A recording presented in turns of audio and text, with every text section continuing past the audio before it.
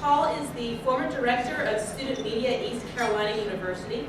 2 months after ECU's student newspaper published front-page images displaying the full frontal nudity of a streaker on the football field, Paul was told that his services were no longer required.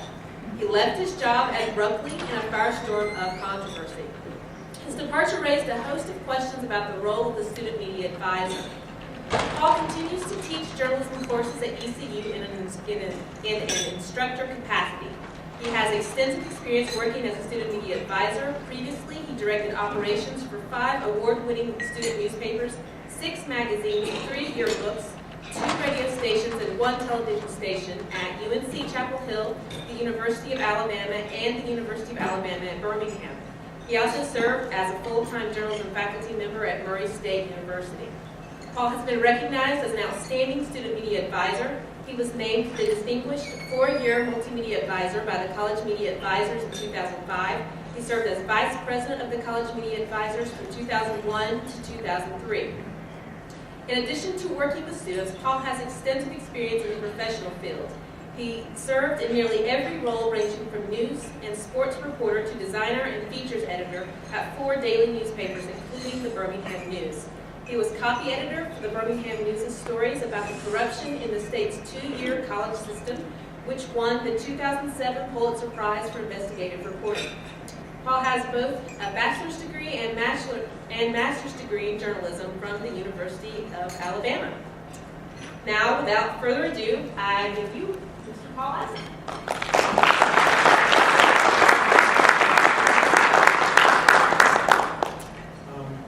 So what do suicide bombers and student newspaper advisors have in common? Does anybody know? I won't make you guess, although you probably can. The better they do their jobs, the more dangerous their jobs are.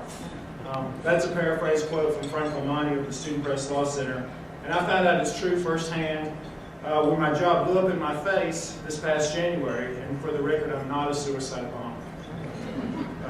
In case you haven't heard the story, or you heard a little bit from Jenn, I'll update you and give you a little summary of what happened. In November of last year, a streaker hopped from the stands onto the field during halftime of an East Carolina University football game. He zigzagged around the field during a ceremony honoring the military until he was tackled and handcuffed on the North Carolina-shaped pirate logo at the 50-yard line. A student photographer for the East Carolinian had the wherewithal to take notice of what was going on from a perch way up high, I think from the press box, and got several great shots of the galloping streaker and the pursuing security guards. When I saw the 3 photos, I was impressed not only with the quality of the student's work, but with the fact that he got the photos at all. I've advised students who didn't always know news when they saw it. For example, once at the University of Alabama, a fight broke out between the teams at the end of a women's soccer game. But when the reporter turned the story in, there was no mention of the fight. When the editors asked him why, the reporter said, it didn't have anything to do with the game. So that's why I was impressed with the work that this photographer did. 3 days after this incident, a YouTube video of the streaker had gone viral. The paper published 3 sequential photos of the streaker on page 1. The reason it was 3 days later is because it was the first publication day after the football game, and the students hadn't chosen to put the photos of the story on the web, so that was their first time publishing that information. In one of the 3 photos, all taken from a great distance, by the way, the streaker was fully nude. There was no black box or blurring or anything like that. Okay, I'll stop there. You probably won't see what the photo is if you haven't already seen it. After that happened, my inbox started to fill up and the phone started ringing. One of the first calls was from the Vice Chancellor for Student Affairs, Dr. Virginia Hardy, who asked me lots of questions and told me to take the photos down off the web. I explained as politely as I could. Doing that would turn the streaker incident from a controversy that would die down in a couple of days to a slam-dunk First Amendment issue that would last for years.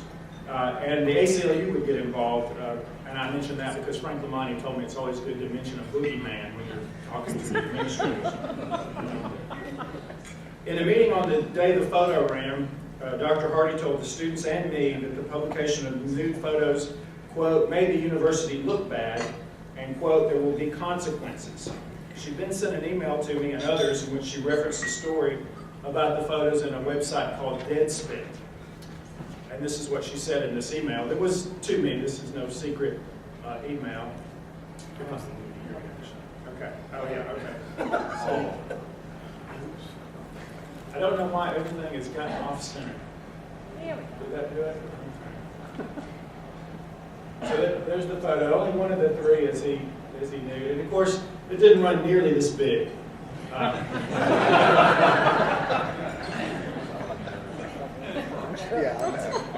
So in the email, she said it was suggested that I go to this site, Deadspin, and others.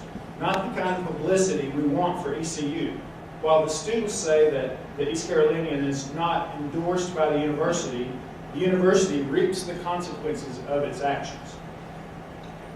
So again, the university was concerned with its image and how the decision to publish the news photos placed the university in a negative light. For the next week or so, I answered lots of questions from student affairs administrators, most of which involved some form of the question, why did you let the students publish that photo? Apparently, I didn't answer to their satisfaction because on January the 4th, I walked into my office and was met by my direct supervisor and a representative from Human Resources and was told I was being terminated. I asked why, and the HR representative said ECU was taking student media in a new direction. That's a direct quote. Later in the meeting, I asked if something specific had prompted my termination and was told no. Again, it was just a matter of ECU taking student media in a new direction. I'm sure I don't have to tell anybody in this room what the First Amendment issues are here. I was fired in retaliation for an editorial decision the students made. It was retaliation for protected speech, pure and simple. There are other issues as well. Some of the other issues are in running the photos that the students make a good editorial decision. Good, fair question. Another one is, should I have told them not to run the photos? Also a fair question. Do student affairs administrators have the training, judgment, or intelligence to oversee student media? That's also a really good question. And I'll address that one first.